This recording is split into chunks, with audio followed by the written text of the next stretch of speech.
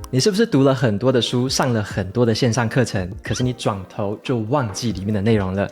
或者是你做了很多的读书笔记，可是他们就只是躺在资料夹里面，你从来都没有用他们来干什么？那么今天的来宾呢，他就是解决这个问题的专家。那我今天真的是非常的兴奋，然后又很荣幸可以像一个粉丝一样，我终于要见到我的偶像了。那我今天邀请到的呢，就是这本我超级爱的书《卡片盒笔记》这本书的作者本人申克博士。然后这场访谈呢，我们会用全英文的方式来进行。接下来我们就开始用英文的访谈来跟申克博士进行对话咯。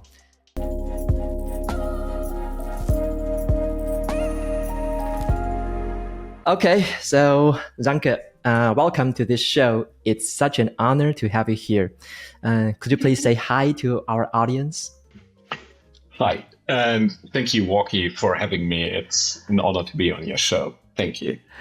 Yeah, you're truly my idol, because I am a crazy note-taking lover. So yeah, when I found out your book, I'm so thrilled. So I have to tell you, I'm a really big promoter for this book and also the Zero Custom method in Taiwan. I've made a lot of videos and I've written so many articles to write about this method. So as you can imagine, I have so many questions for you today. So the first question for you is about, for this book, I know you're originally written for academics and for researchers, but it becomes a global bestseller right now. What is the need that you see that maybe everyone needs this, maybe a personal knowledge management system or a note-taking method? What do you see about the need and why do you write about this book? Yeah, first of all, let me return the compliment and thank you for being such a good promoter of this Zero method. And I heard a lot about you before I came to Taiwan. So wow. I don't take that for granted. The need for a system like that, I think universally, we all deal with a lot of information on a daily basis. When I wrote the book for my students to give them something they can improve their usually very improvised note-taking methods, I did not expect at all that it will resonate outside of academia. But the people who resonated it the most with were from all kinds of professions, especially knowledge workers who have some kind of management role, have to come up with ideas and follow up on ideas and a lot of information to deal with and make decisions based on good information flow. But also creators, people who don't want their best ideas to get lost, but have a place where ideas can grow, blossom, and flourish. And students who just want to improve their learning skills and have some method instead of just going through the material they are studying.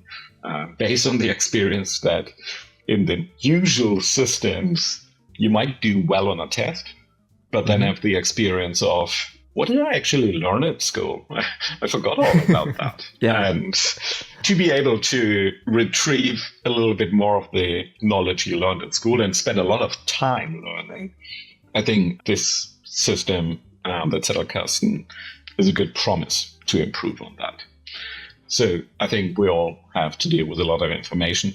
And especially now when it comes to AI, and we will probably discuss this in a little bit more detail, having knowledge that is shaped by your own experience and has some kind of personal touch to it, that is not just the curation of information that's coming from somewhere else, because that's basically what everyone can do now. I think that increasingly important that you set yourself apart from everyone else who can also write a good prompt and generate a lot of content.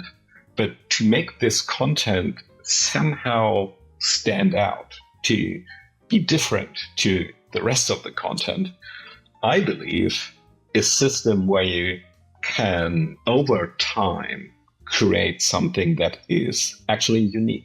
And you can't do that in your head alone. At least my head, not able to process generate ideas over a long time. I need to write things down. And most people are like that. We need some support system for what our brain can do. Yeah. And I'm curious about, from the beginning, you said you write this book for your student to teach them how to take note, how to write a paper, an essay. And it seems like this principle is universal, about the thinking principle, maybe learning principle, maybe knowledge processing principle is a kind of a universal thing.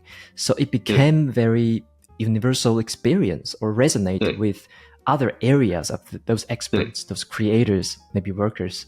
So have you found any feedback to you that how this book or how this method changed the way they think about knowledge, the way they take about knowledge? Maybe as an old time, maybe we remember things, but right now, maybe we need to do more of maybe thinking, maybe how to internalize, how we deal with the knowledge. Have you received any kind of feedback about this? Yeah, I received a lot of feedback, and it's a huge pleasure to hear how people use the method and in what surprising ways it sometimes helped them.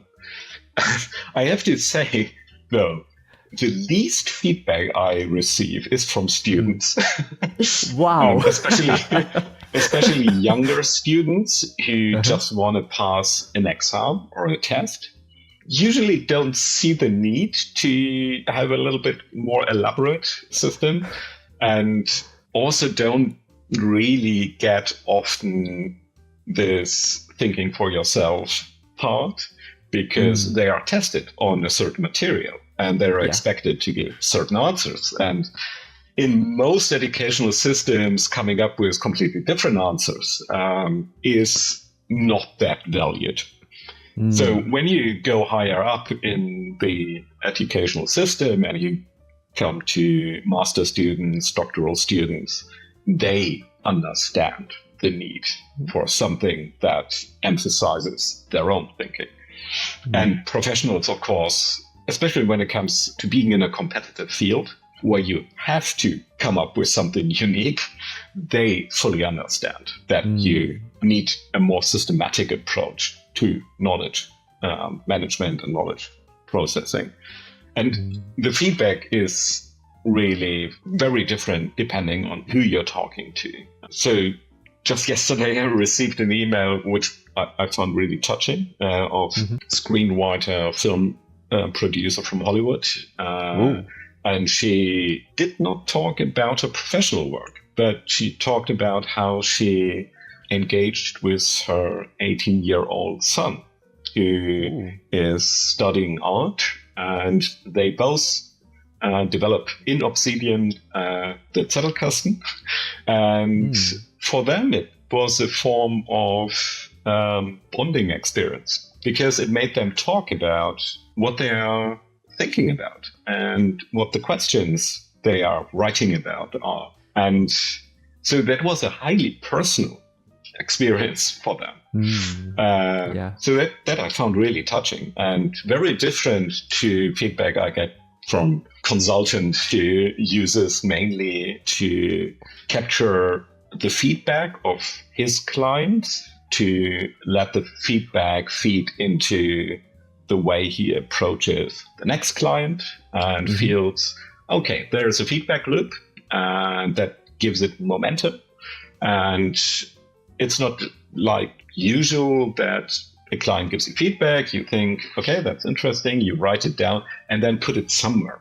The next client might say something similar and you put it again somewhere. But having it in a place where you retrieve the old note and you realize, oh, someone else said the same thing. It makes a difference, because suddenly you realize, okay, there's one recurring theme here in the feedback I received. So maybe I should focus on that a little bit more. I think the most surprising aspect for most is that what they think they are thinking about is different to what they actually think about.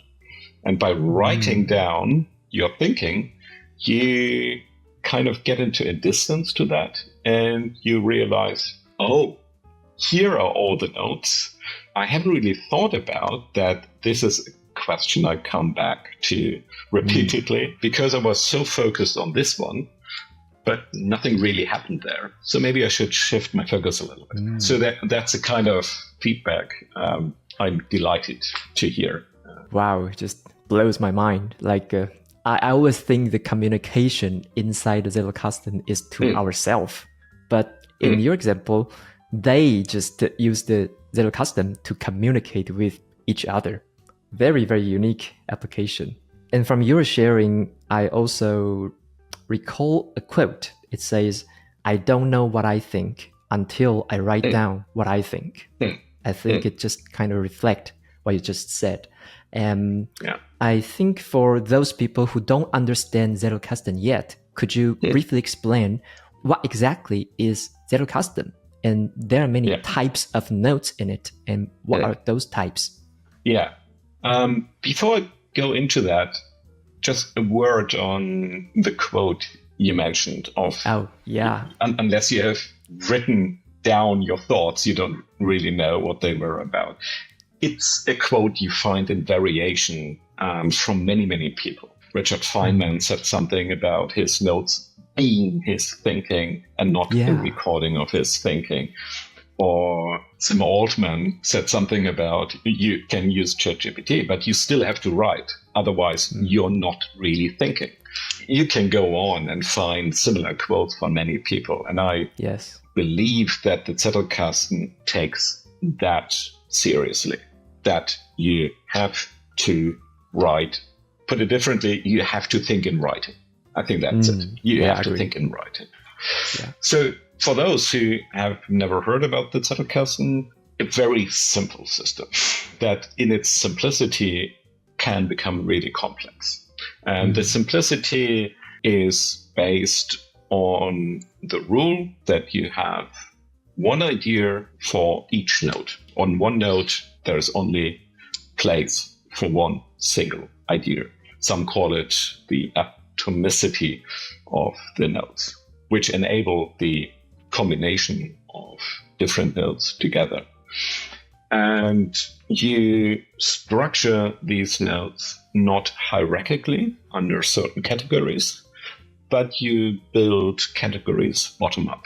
So you look for connections, and when things seem to cluster, there's a likelihood that you can give that cluster a good title, and that becomes the category, but the category isn't hardwired into the system. It can fluctuate and change, because I believe the way we structure ideas, it's basically the way we think about it.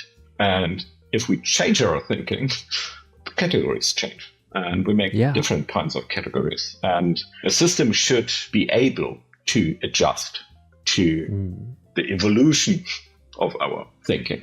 So the core of it, the most important bit, are the types of notes I call permanent notes, because they are meant to be kept forever, and they are meant to be written in a way that you understand them even after a long time. That means you really have to put the thought into writing. And that means you better use full sentences, and you connect them with other permanent notes, ideally in a way that expresses the connection. So you start with a word like, and also to take into consideration is the idea of, etc., or contrary to what is written on this note, I found it to be true, etc. So instead of just collecting stuff, you emphasize the relationship between ideas. And that kind of forces you first to clarify your thought enough to be able to write it down. And secondly, now that's maybe the part most people only understand after a while, that it's about building these connections and building note sequences that together form a larger thought, an argument, or some form of reasoning. And that is very different to writing bullet points, because bullet points are ideas that are basically unconnected. They're just sitting next to each other.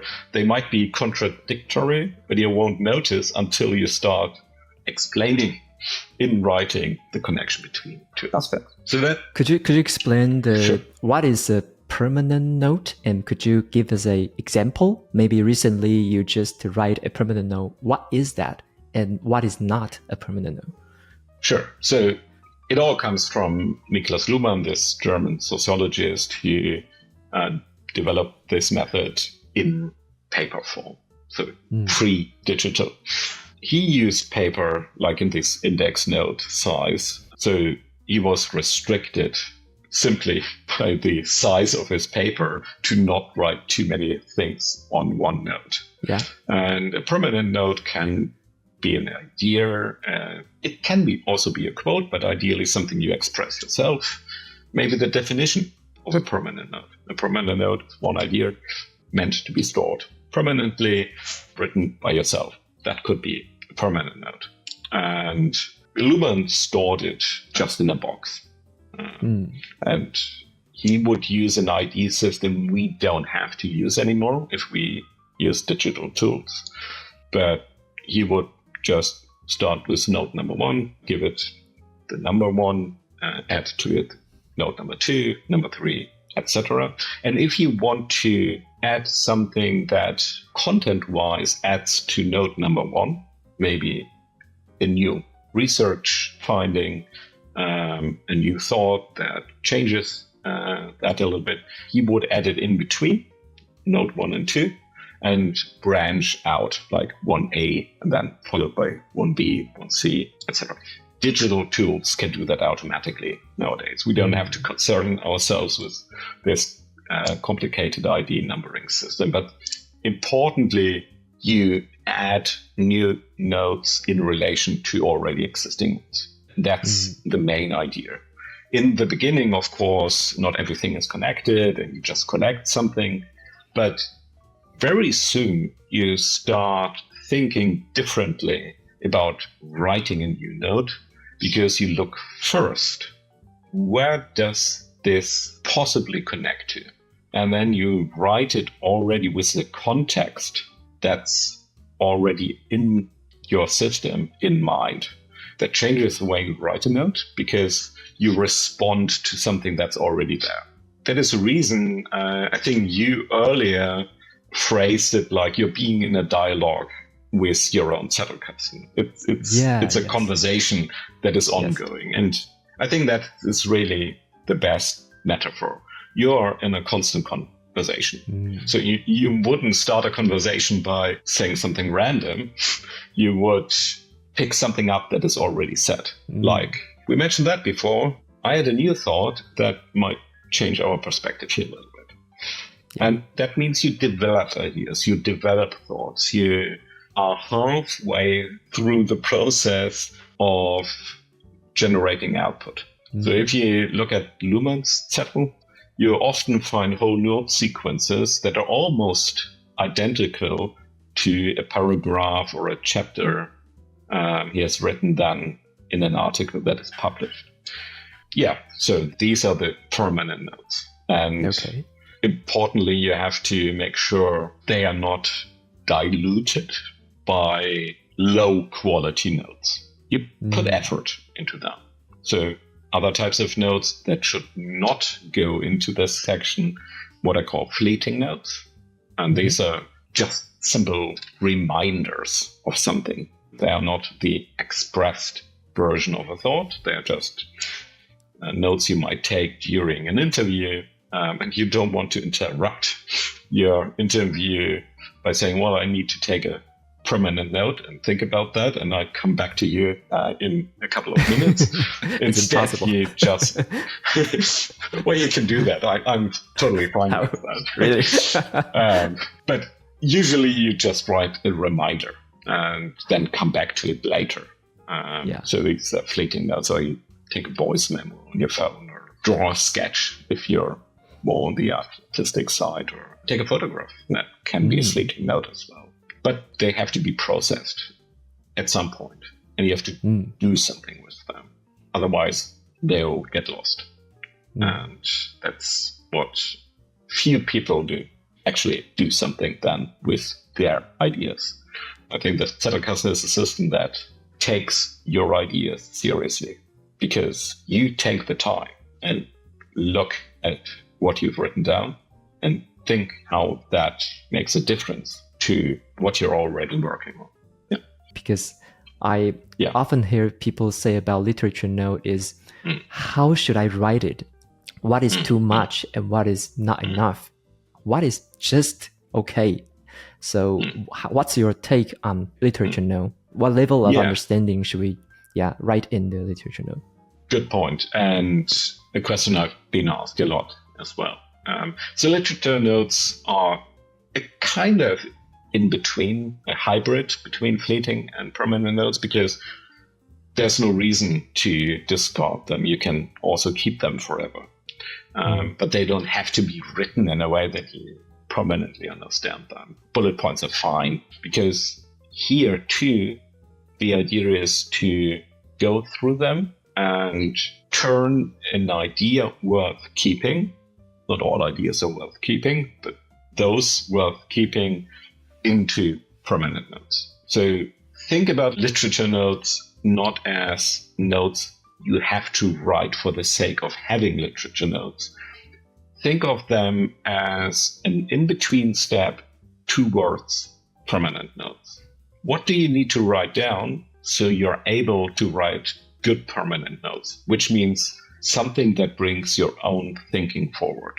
Only that counts. Everything else is irrelevant. So there's a big filter.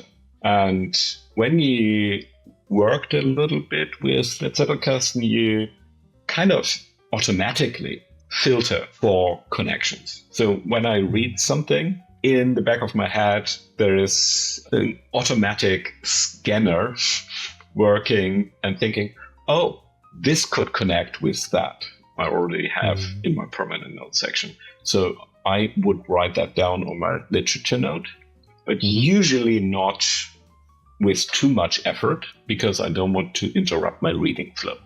So think of it as an in-between step. And the answer to the question, how extensive should they be? How much effort do you need to put into them? Can only be answered with the unsatisfying answer, it depends. Because sometimes you have a book which is basically just one idea. The idea is in the title, and the rest is just fluff. It's just fluff, because if you want to sell a book, you need to fill a few pages, otherwise it doesn't sell. So there's no reason to note anything down more than the idea, which is maybe good. So you write down one idea and it takes you like 10 seconds. And it's okay to spend 10 seconds writing a literature note on a book. But then there are books, you probably know that from your own experience, you come back to. And you spend a lot of time. And then there are some books for religious people, certainly religious books. They spend their whole life reading and rereading, or just opening up and reading one paragraph after a few years. So there's no rule to say, well, you only should spend an hour on a book or a day. So there's no rule for that. And I've written extensive literature notes where I feel I really need to go through the text twice, maybe 3 times, to really understand before I'm able to write down what the authors say. What a good account of that is philosophy books are sometimes like that, where the first reading, I don't take any notes because I don't really know what they're talking about. The second time, I start highlighting and writing maybe a few comments in the margins. And then the third time, I go through these highlights and then turn them into proper sentences. But again, there is no rule. If that's what it takes, it's what it takes. And I like it. Yeah, a lot of explaining the system is encouraging people to trust their own needs and their own intuition. If they feel, oh, I'm spending so much time and it's feeling like a chore, well, then don't do it. Then speed up the process. Completely agree. Yeah. And if you feel it didn't capture, well, spend more time. It's okay to take your time to understand a complicated text or a new topic you're not familiar with. That's okay too. Yeah. So take all the freedom you need. As long as it should take. Yeah, exactly. Okay. So I think you just mentioned one thing for permanent note. You mentioned we have to make connection. We have to make connection within a context. So in this new era, like the generative AI or AI agent, they are so powerful. I have seen some people, they use AI to suggest the connections between notes. And maybe some software in the future, maybe in the near future, they have the ability to suggest or automatically make connections for us. So I am curious about your opinion. Do you think that we still have to make those connections by ourselves, or we can maybe rely a little bit on the AI suggestion? Yeah, I feel that is a little bit like having a brainstorming session, and colleagues suggest things that might be helpful or might not be helpful. But in the end, you have to make the decision what is helpful and what is not.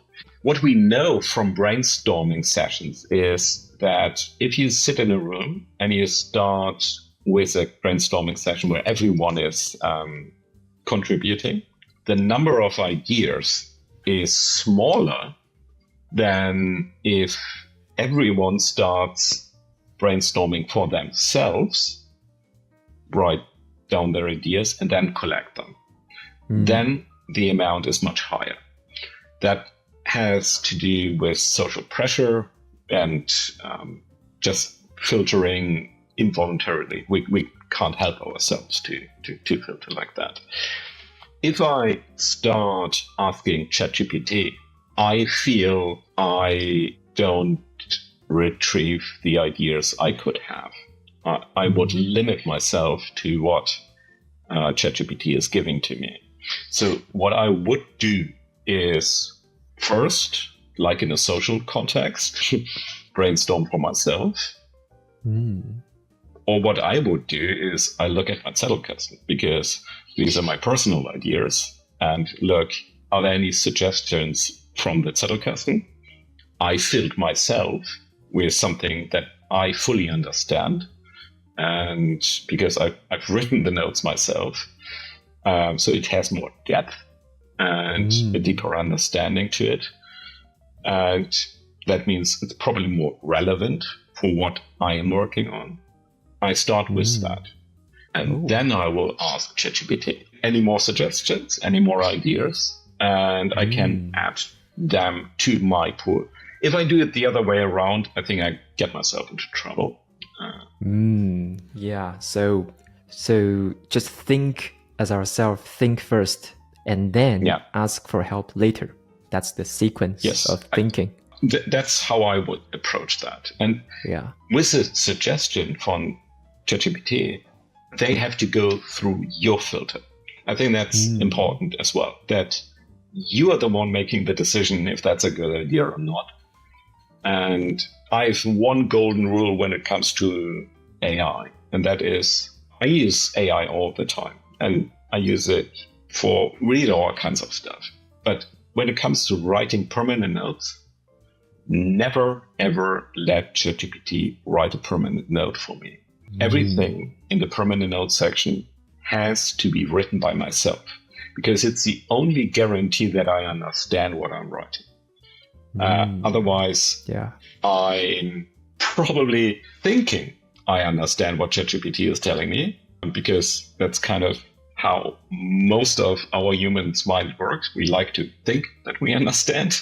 And if I just copy that, I'm in the illusion of having the mastery of what I'm collecting here. But if I have the golden rule of never ever letting anyone else than myself writing a note, I have a feedback loop. And that's in the moment I start writing the idea down in my own words, I usually realize I'm not as smart as I thought I am, and have to check back with the sources or realize, well, that doesn't really make sense. It sounded good. The stage ChatGPT is at the moment, I think, is it makes things sound really good.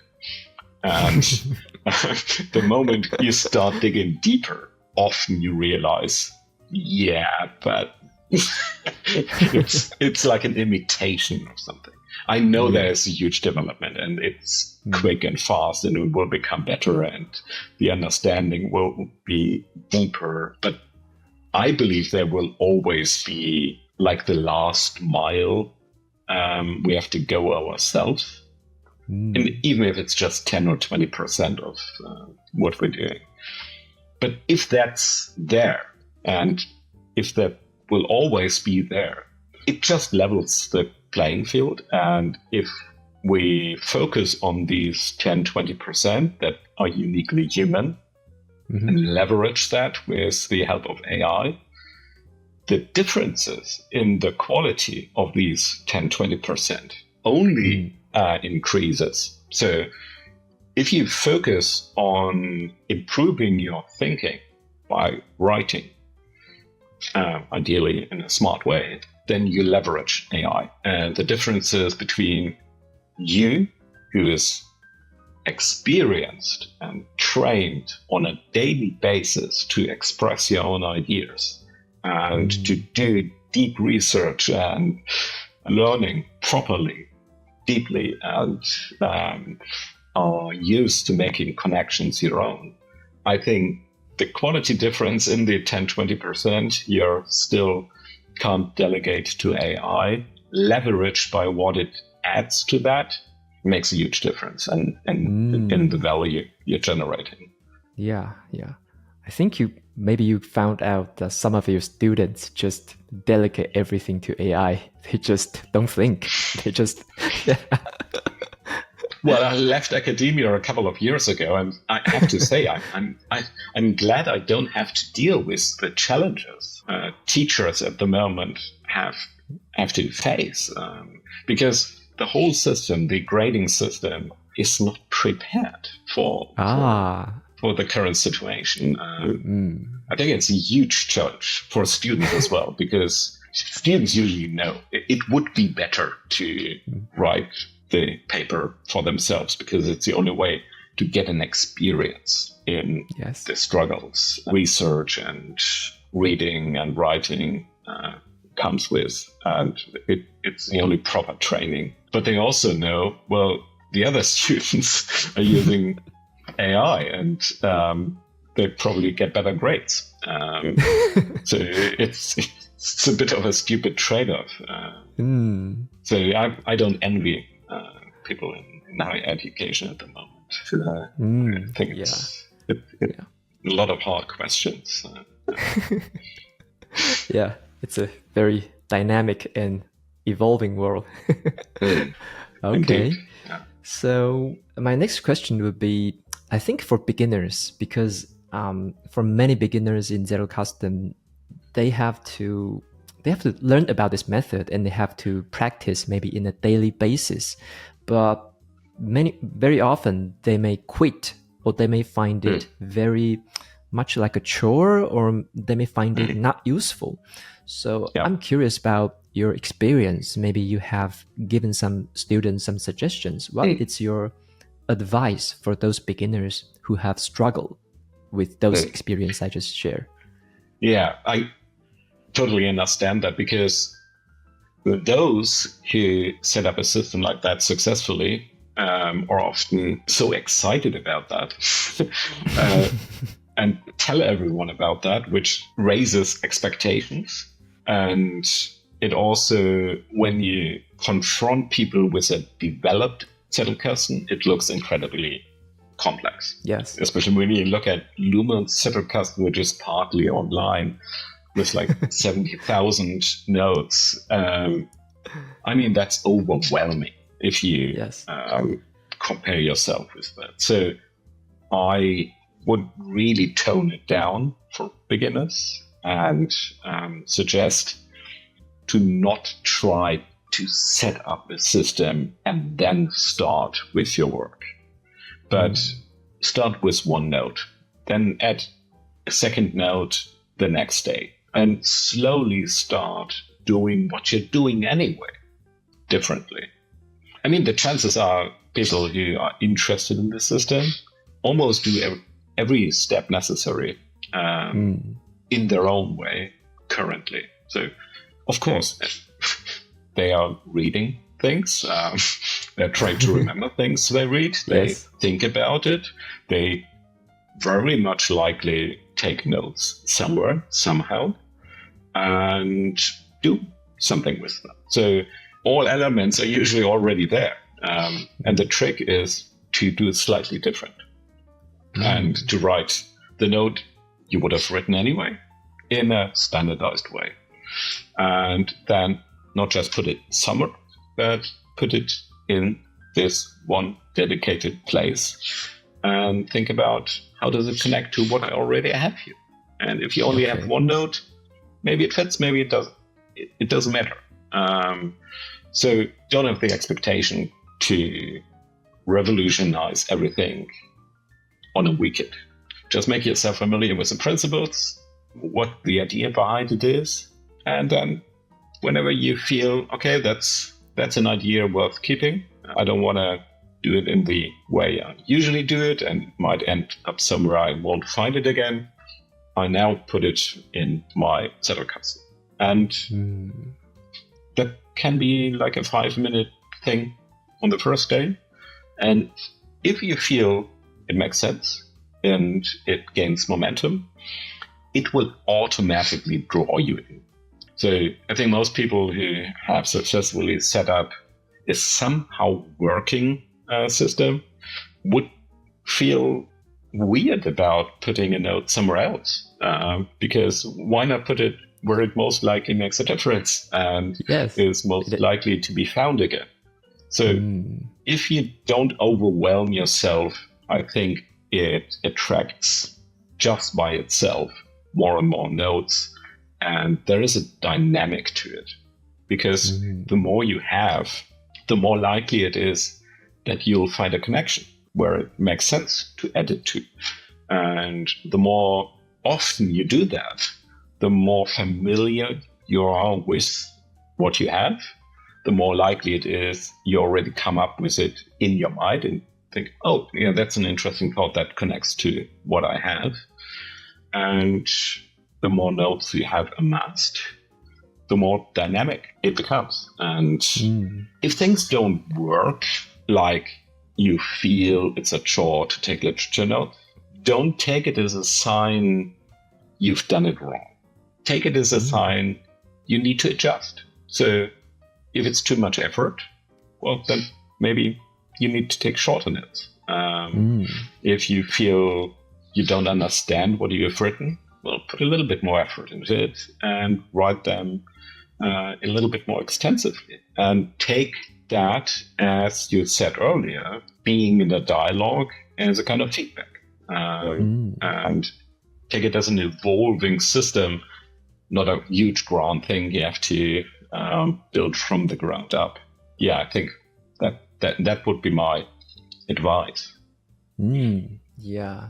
I always think of myself as a constant learner. So I want to learn many things, to understand many things from my Zettelkasten is to make me think deeper, make me understand better. So as long as the effect is there, I will just take 1 note, 2 notes per day. And I think that's fine for me. So I can resonate with what you just said. And that's a lot when you think about that. That's like 400, 500, 600 notes a year. Per year, yeah. And if you put half of that together, you have a couple of publications. And that's much easier done than sitting down and thinking, well, I'm writing a book now. So I start at page 1 and 250 left. That's much more intimidating than doing it like you do. Say, well, I take a note a day, maybe 2, and suddenly you have something. Yeah, my first book is written by Zettelkasten, and my second book just finished last month is also written in Zettelkasten. So yeah, I can prove it. Oh, last month, congratulations. Yeah. Yeah. So I also noticed that, Sönke, you have a very interesting plan in the near future. You are about to launch a new online course in Taiwan. So co-work with a Taiwan SAT knowledge company. So could you introduce about this online course? What is this about and what is it for? Yeah, well, I'm sitting currently in the studio. We recorded the course and we just finished it up last week. Wow. I'm very excited about this because, first of all, it allowed me to come to Taiwan and not just be a tourist, but experience working with a great team. So I'm really grateful about that. Secondly, it allows me to put 7 years of feedback into a structured course. When I've written the book, I had no idea who will receive it, in what way, and what is helpful and what is not helpful.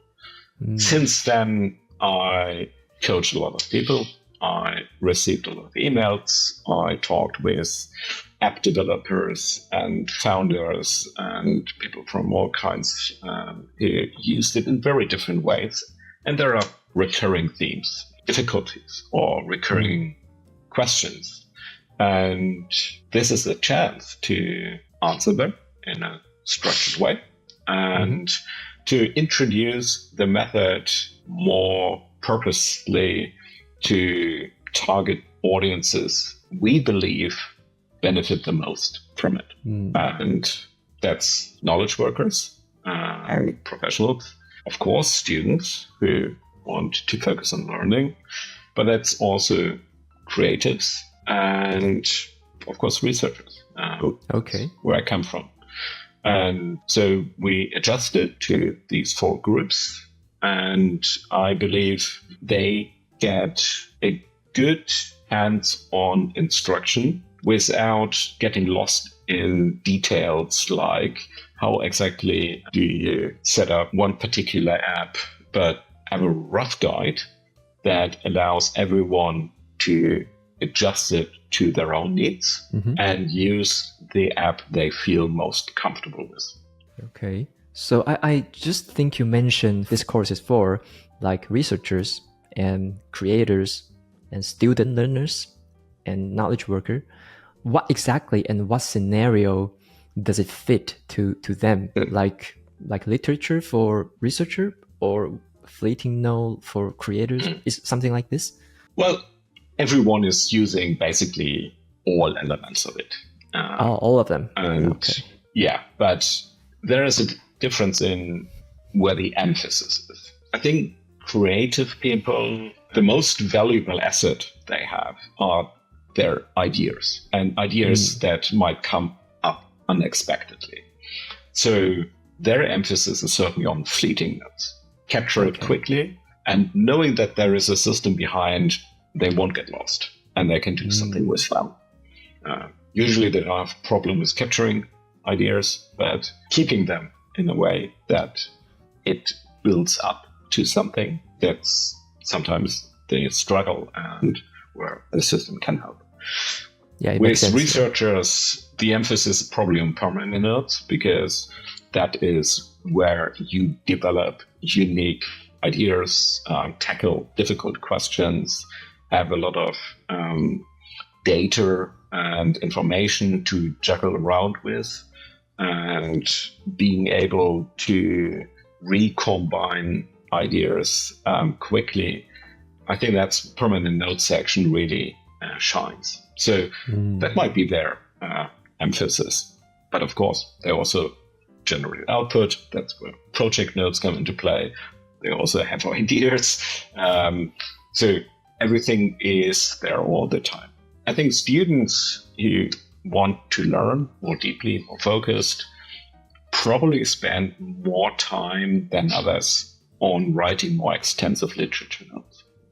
Because just writing an account in your own words of what you read helps a lot to retain that knowledge.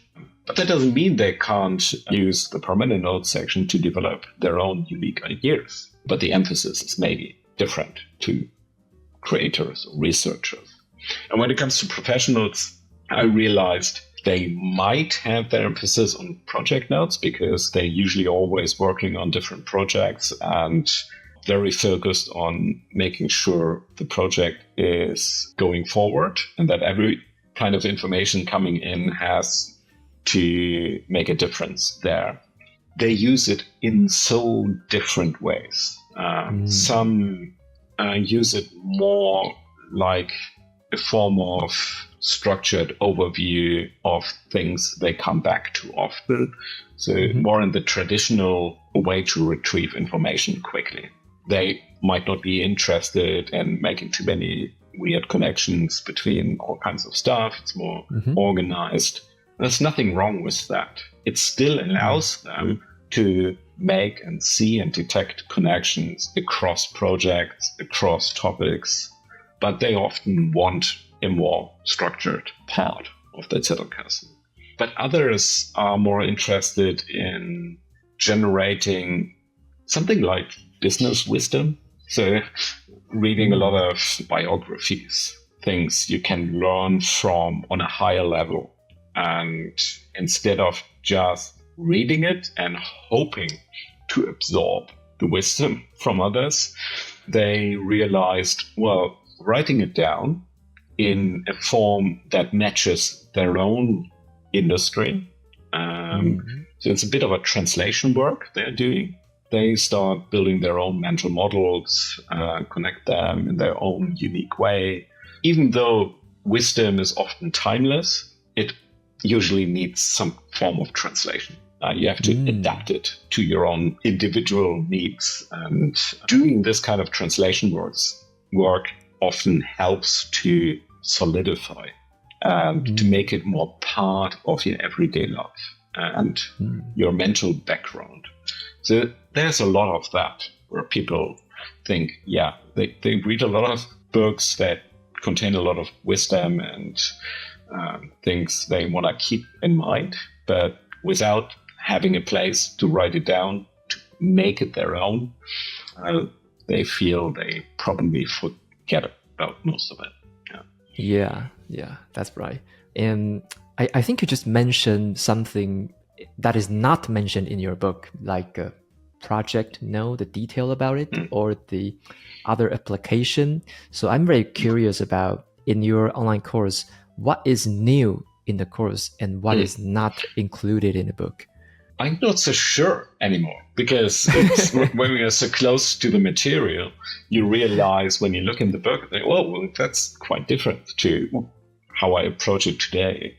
But as most knowledge is more evolving, you don't really see, oh, this is a new idea. I add a new chapter to it. It's more that you have a slightly different perspective. And I think the perspective that now shines through the course is much more experience-based, much more on the hands-on application of the principle described in the book.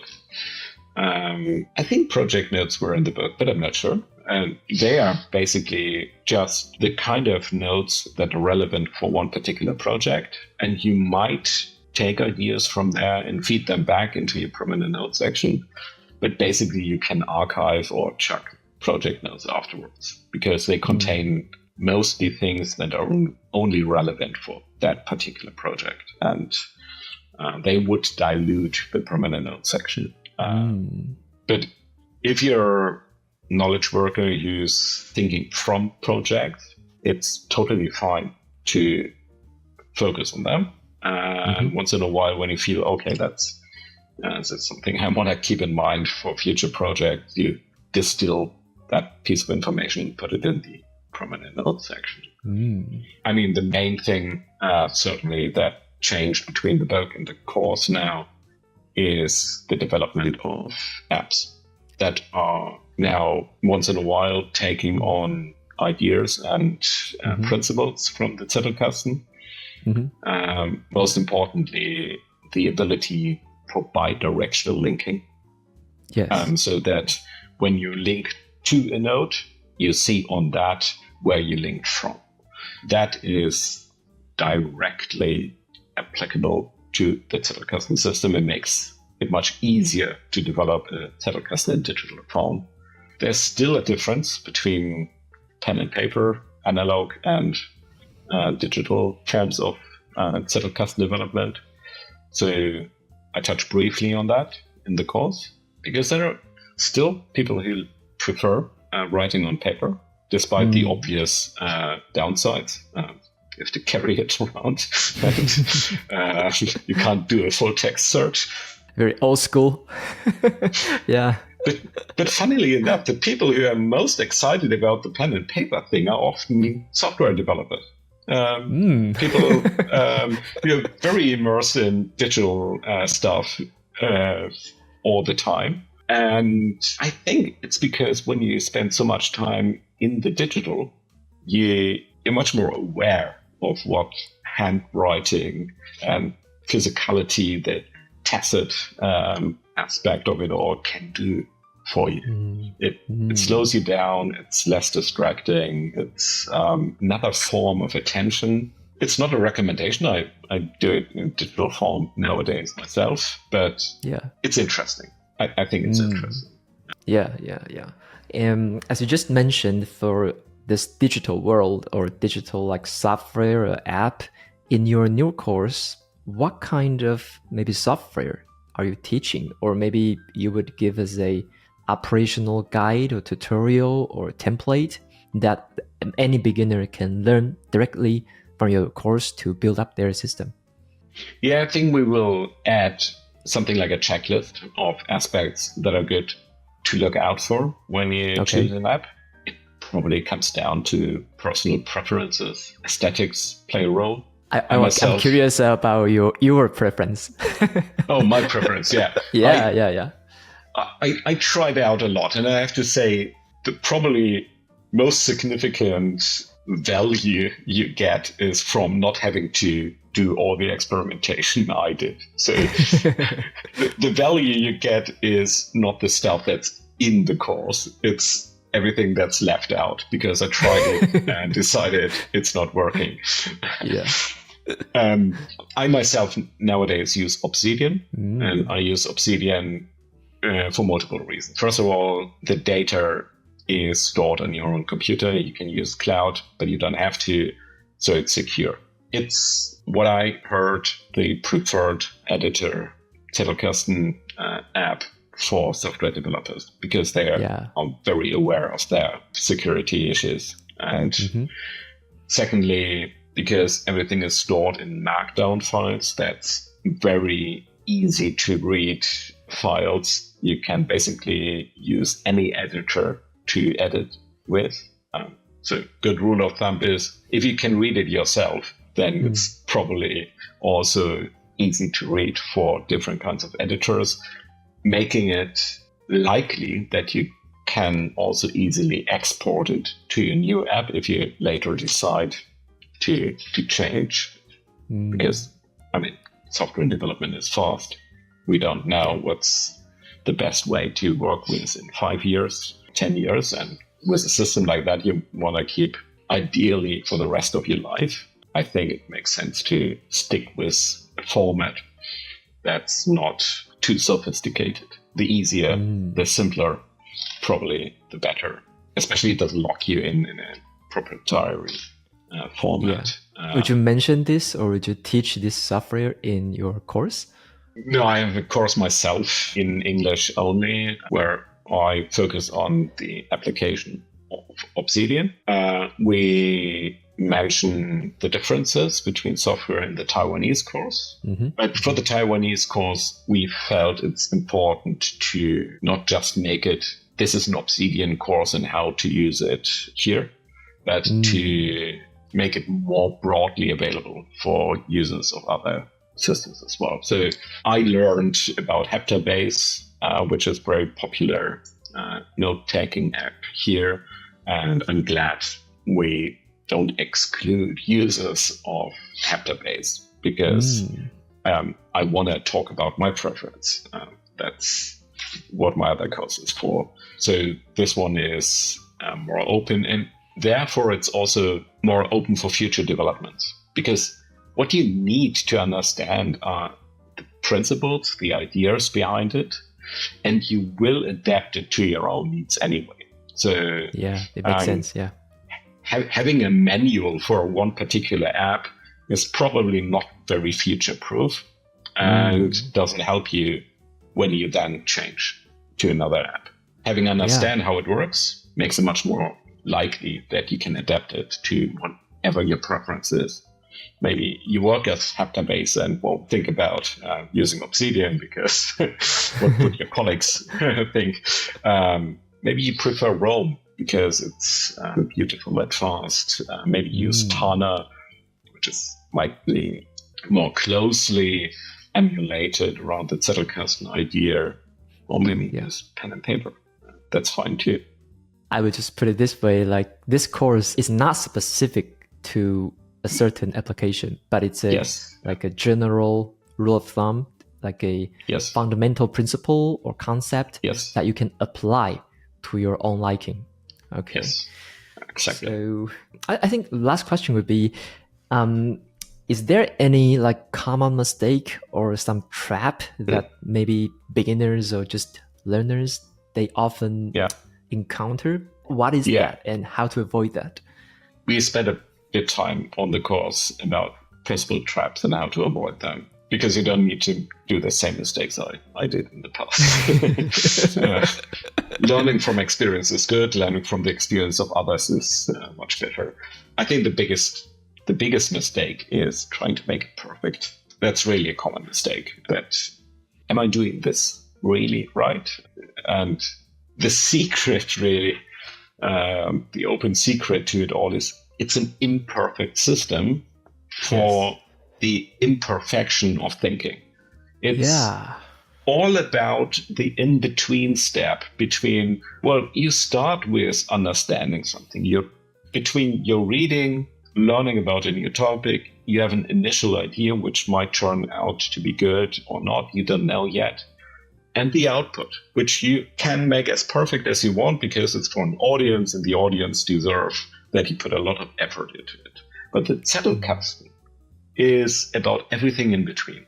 And everything in between is imperfect. It's an idea that's already proven to be worth spending time on, but you don't know yet if it's really going to become part of your new book or an article or a presentation or a pitch to a client. So it's not perfect. And that's the idea of it. And the system itself mirrors that. You have categories, but the categories might change because they might turn out to be not fitting anymore at one point. You write notes and they capture an idea well, but you can add more notes because you realize you were wrong. And that's okay, because that's what the system is about being open to development. And you can only develop and improve on something that's not perfect yet. So it's all about embracing imperfection. This is a imperfection system for imperfect us. We are imperfect human beings. Well put. Okay, so let's trust the process. Okay, and thank you so much. It's a very amazing conversation. We've learned so much from you, and I think our audience has too. And it was such an honor to have you here. So for any information we just mentioned, like the course, like the book, I would put information in the show description below. So everyone who's interested, please go to, find them. OK， 今天的这个访谈就结束了，然后真的很开心可以邀请到申克博士。那相关的资讯我都放在节目的资讯栏，那有兴趣的朋友欢迎去前往参考看看申克博士即将在台湾开的全新线上课程。OK， 那我们就先到这边，我跟申克博士和大家说声拜拜咯。Let's say goodbye to our audience. Bye. Thank you so much. It was a pleasure, Morty.